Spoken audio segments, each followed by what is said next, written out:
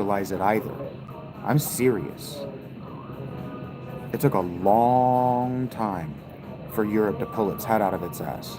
A long time. Europeans thought like Muslims until the 12th century. Think about what that means. Think about what it would mean if the President of the United States still thought like a... No, okay, actually, I shouldn't say that. Because Donald Trump does.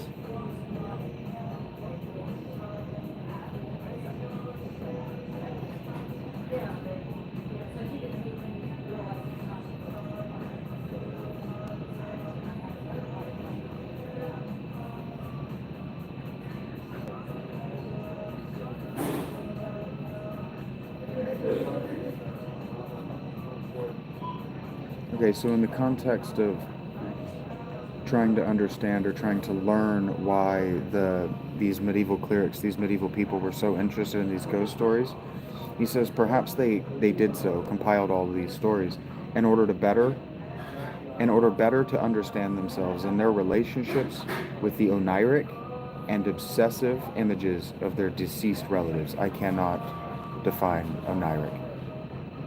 Or perhaps, in the guise of an imaginary dialogue with the dead, a dialogue obligingly reported by the clerics, they did so in order better to control the society of the living, the transference of inheritances, and the imposition of moral and social norms.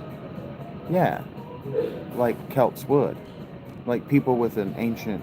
See, this is the historian's fallacy, and he's not saying... He's a great writer. He's not saying that because it's not obvious. He's saying that because he has to combat an entire history industry, an entire history institution that is thinking in the historical fallacy of the 20th century, not the medieval.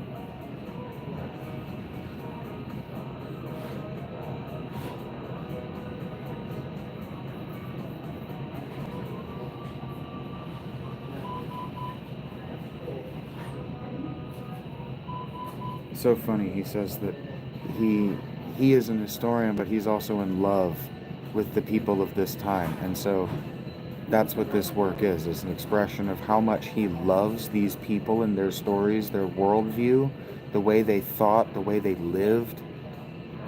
But he's also an historian, so he wants to impart that to you, and so he's not going to try to not gush a little bit. I love that. I love that. Gush.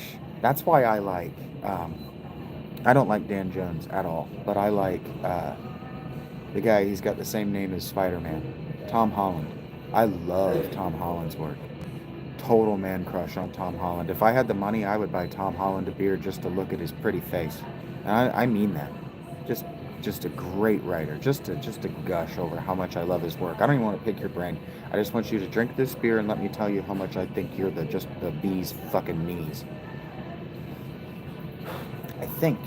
I am of the opinion that if more people treated the people that they want autographs for like that, they would get much cooler autographs.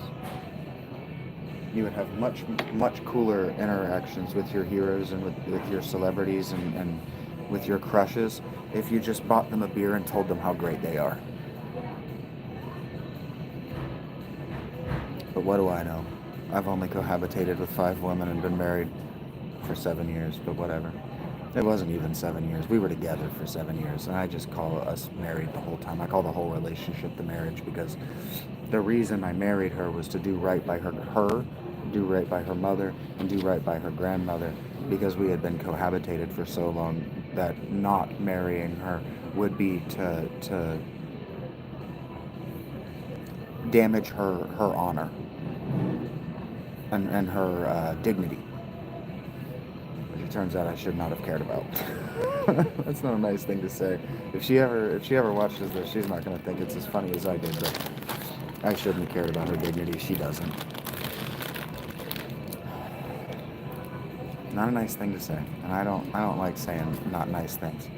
I have pathologized if you have nothing nice to say nothing at all. That was my mother's favorite idiom to me when I was a little kid. I realize now it was just don't say anything at all. Well, it didn't even have